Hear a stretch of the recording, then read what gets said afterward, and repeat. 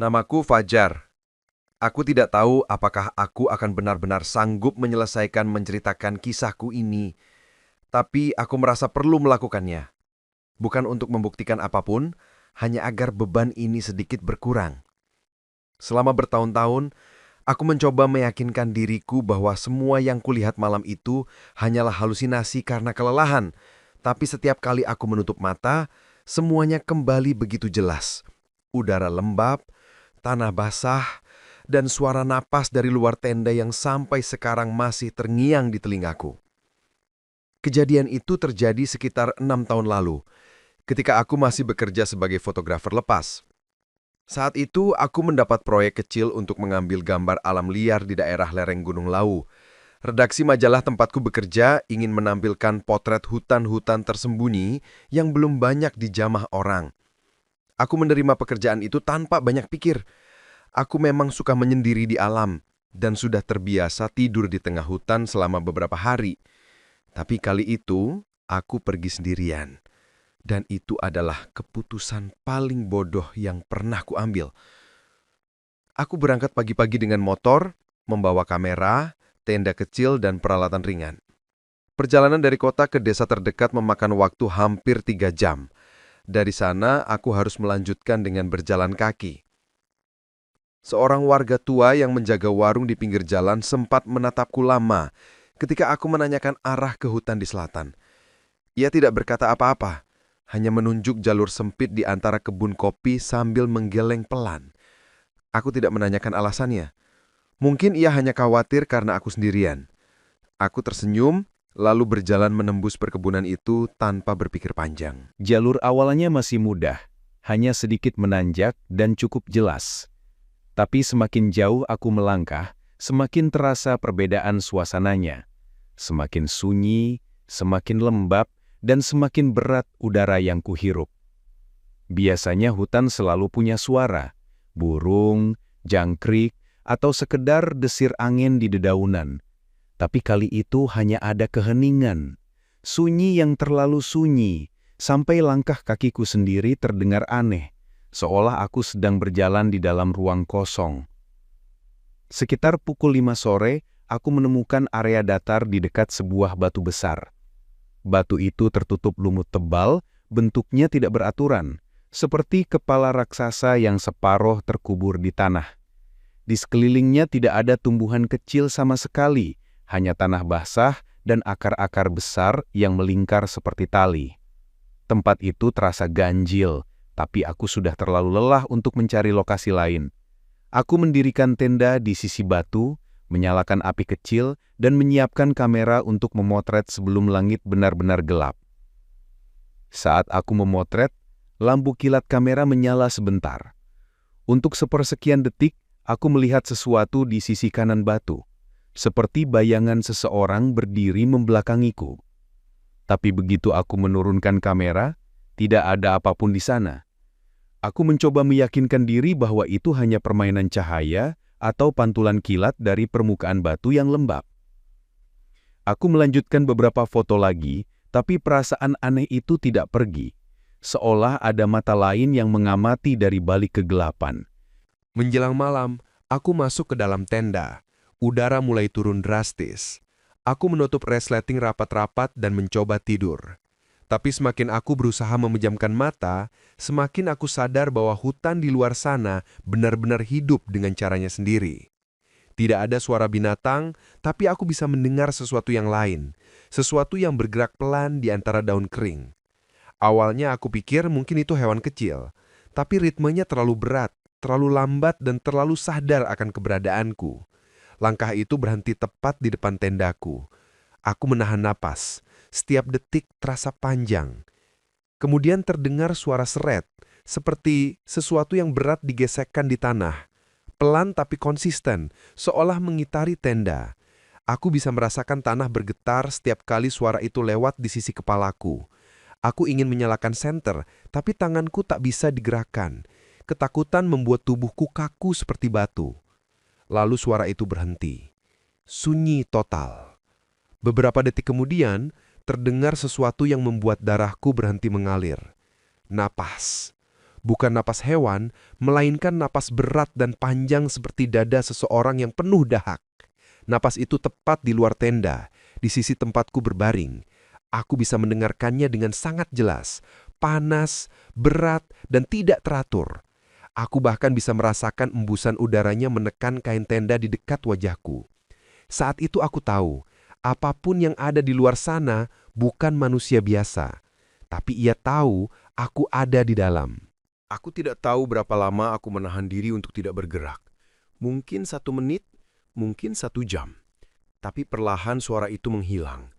Aku tetap diam, menunggu, sampai akhirnya aku tertidur dalam ketakutan yang belum pernah kurasakan sebelumnya.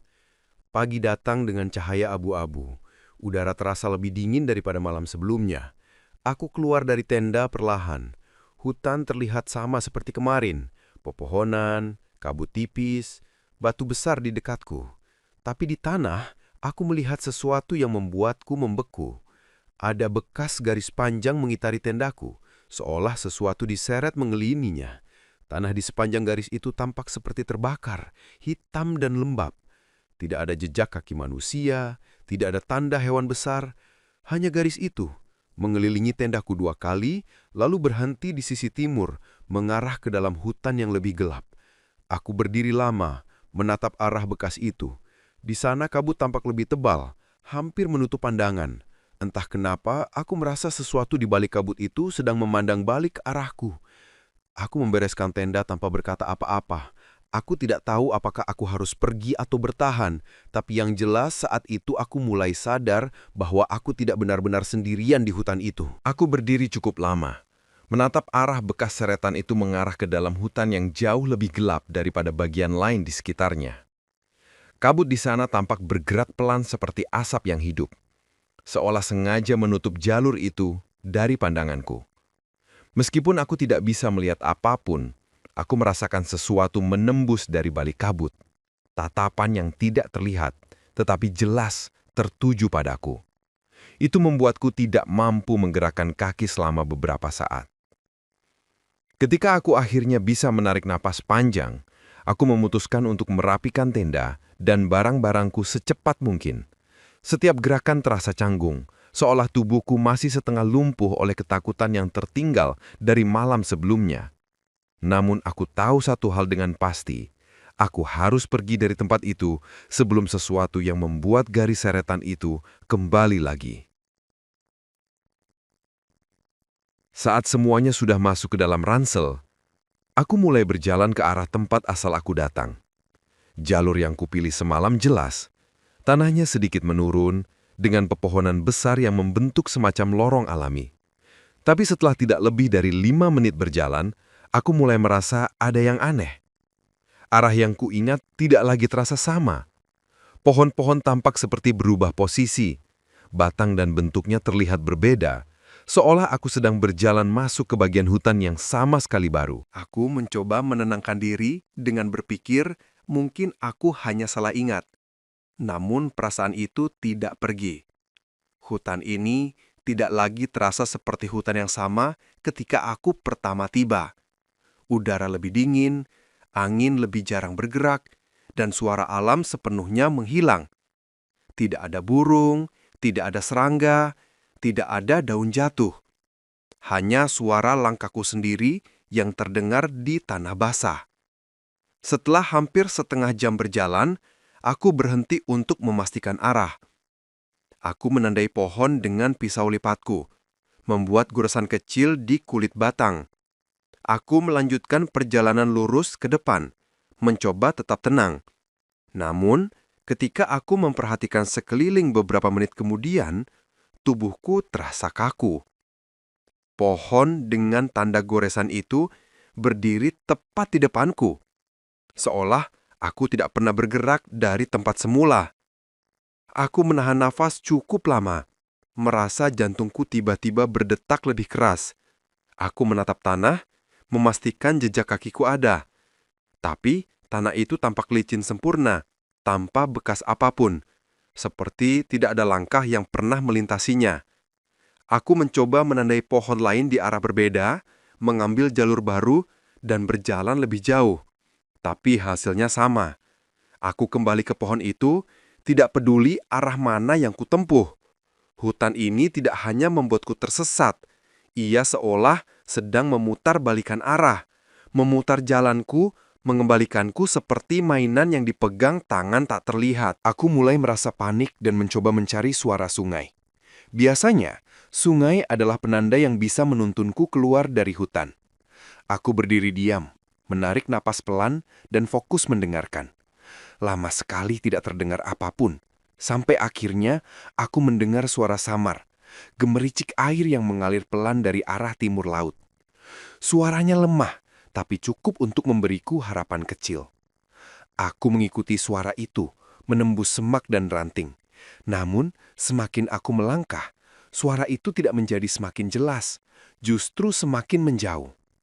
Aku mempercepat langkah, memaksa tubuhku bergerak lebih cepat meski tanah semakin licin dan dingin. Tapi suara air itu tetap menjauh, seperti ada sesuatu yang menggesernya setiap kali aku mencoba mendekat. Aku berhenti dan lagi-lagi menatap ke tanah. Tidak ada jejak, tidak ada tanda bahwa aku telah berjalan jauh. Tanahnya sama rata seperti sebelumnya, seolah hutan ini menelan langkahku begitu saja.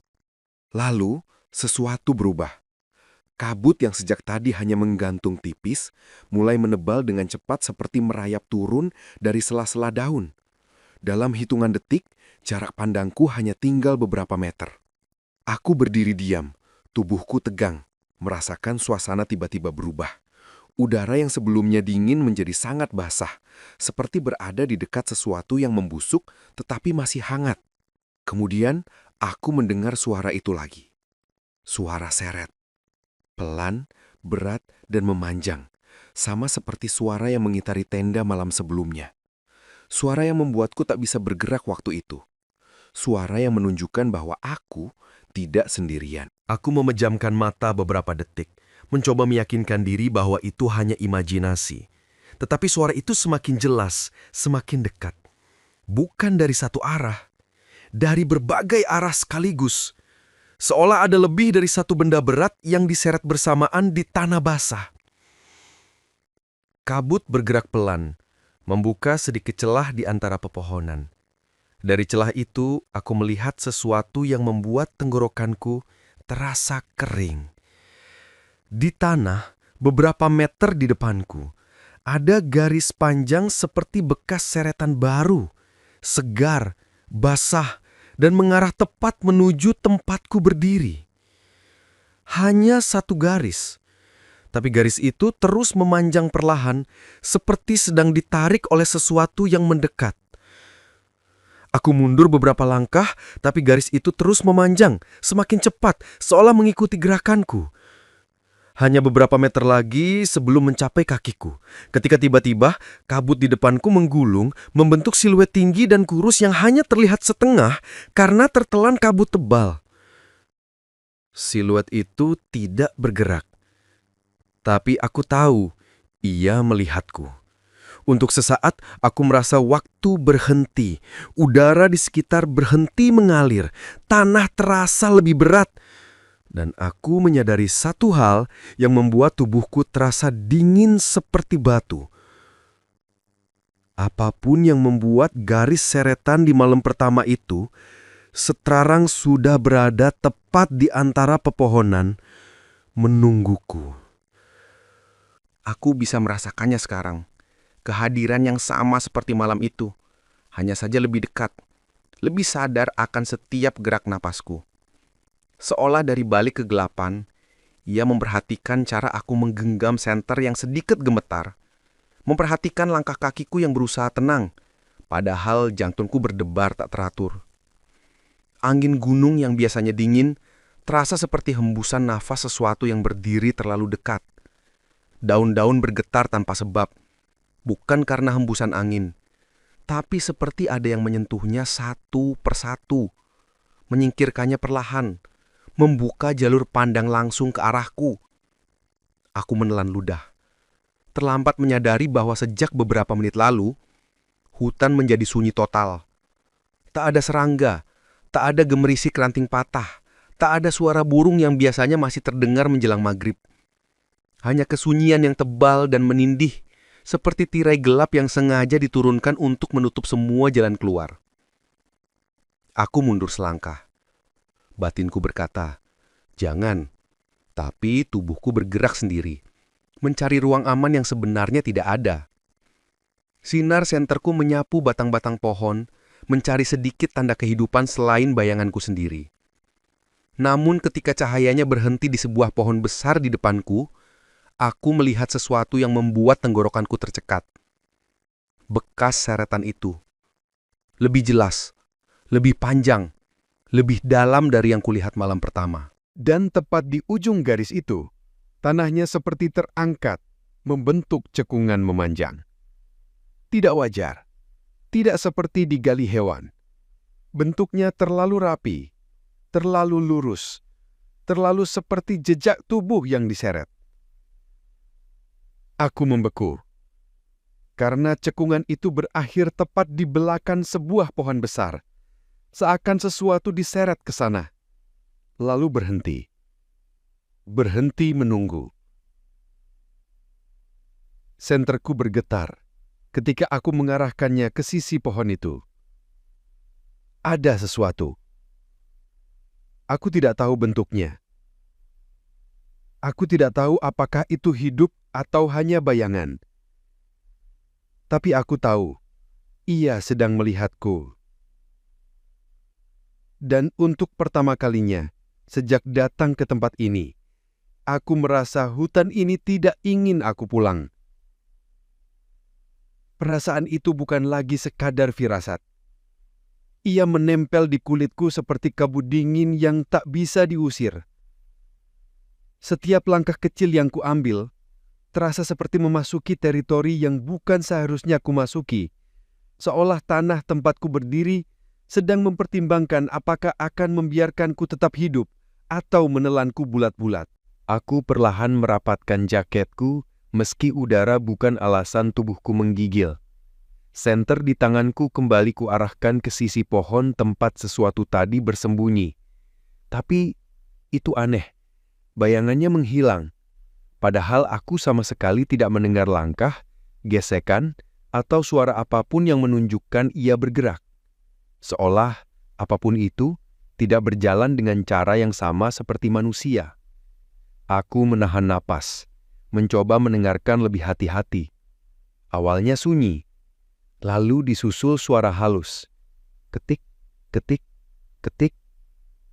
Mirip suara kuku atau tulang yang menyentuh tanah, pelan tapi berirama. Suara itu berputar, seperti melingkari tempatku berdiri, mencari sudut, mengukur.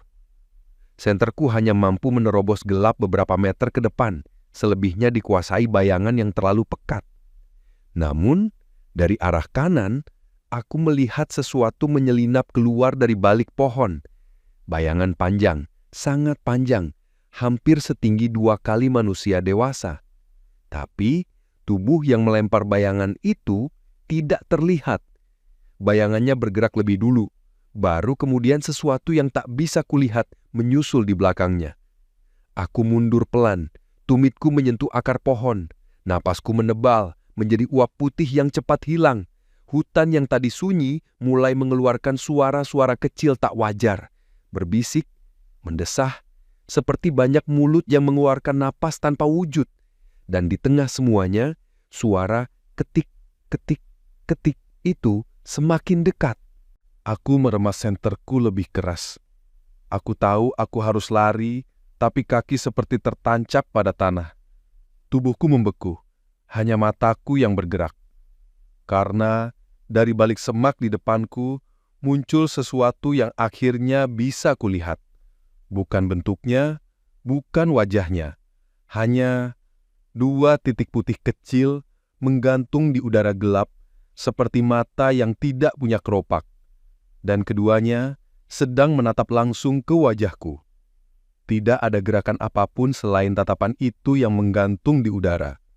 2 titik putih kecil yang awalnya hanya tampak seperti mata mulai melebar pelan. Bukan karena mendekat, tapi seperti membuka sesuatu yang lebih besar di baliknya. Dari kegelapan itu muncul bentuk samar. Bukan wajah manusia, bukan pula hewan apapun yang pernah kulihat. Lebih mirip rongga yang memanjang vertikal, seolah hutan merobek dirinya sendiri menjadi lubang yang memiliki kesadaran. Aku tidak menunggu untuk melihat apapun yang akan keluar dari sana. Kakiku akhirnya bereaksi sebelum pikiranku sempat memerintah, dan aku berlari secepat yang tubuhku izinkan. Dedaunan mencambuk wajahku, akar-akar menahan langkahku, ranting patah bertebaran di sepanjang jalur yang kulewati. Nafasku pecah berantakan, bukan karena lelah, tapi karena ketakutan yang sudah melampaui batas. Namun, semakin cepat aku berlari, semakin jelas aku mendengar sesuatu mengejarku. Bukan langkah, itu yang membuatnya lebih mengerikan.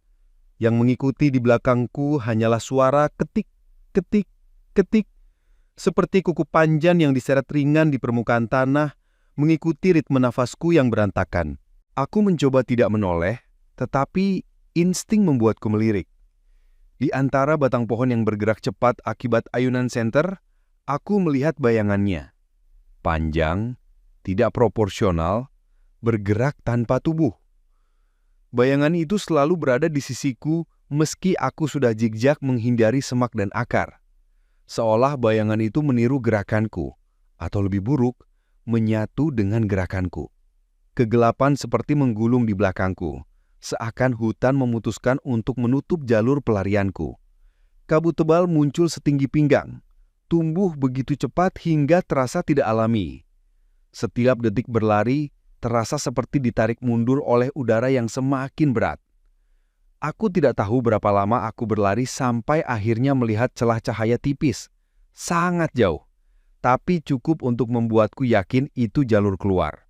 Tubuhku dipaksa berlari lebih kencang, sekalipun rasanya paru-paruku hampir pecah. Saat jaraknya tinggal beberapa meter, suara ketik, ketik, ketik itu berhenti.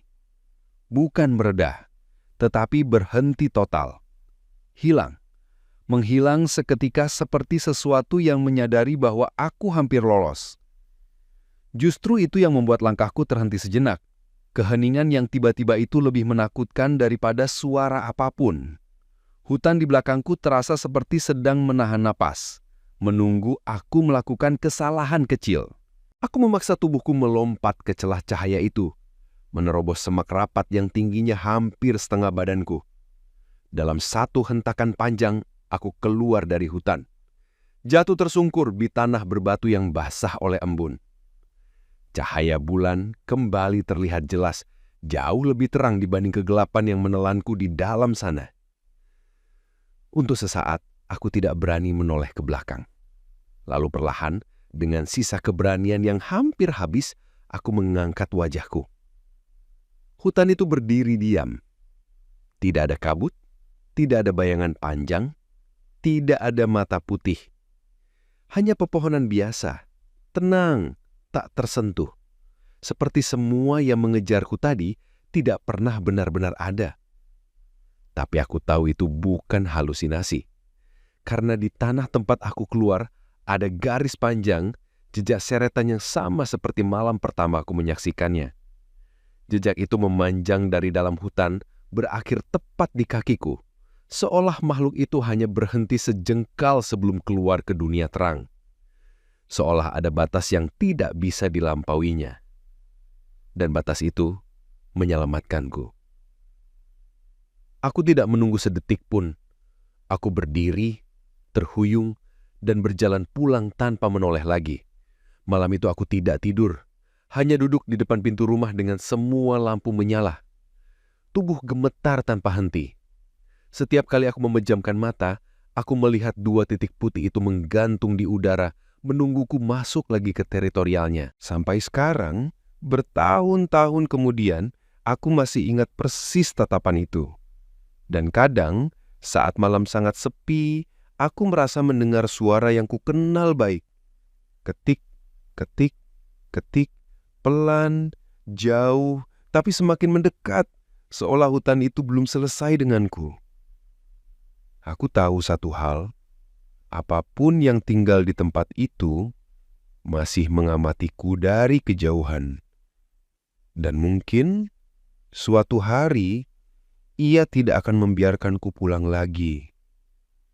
Jika kamu suka cerita ini dan ingin lebih banyak kisah nyata yang tak bisa dijelaskan, pastikan kamu tetap mengikuti channel ini. Di luar sana, ada begitu banyak pengalaman yang tidak pernah diceritakan sampai akhirnya seseorang berani mengungkapkannya. Sampai jumpa di cerita berikutnya, dan ingat, jangan pernah berjalan sendirian di hutan ketika malam mulai menutup jalan pulangmu.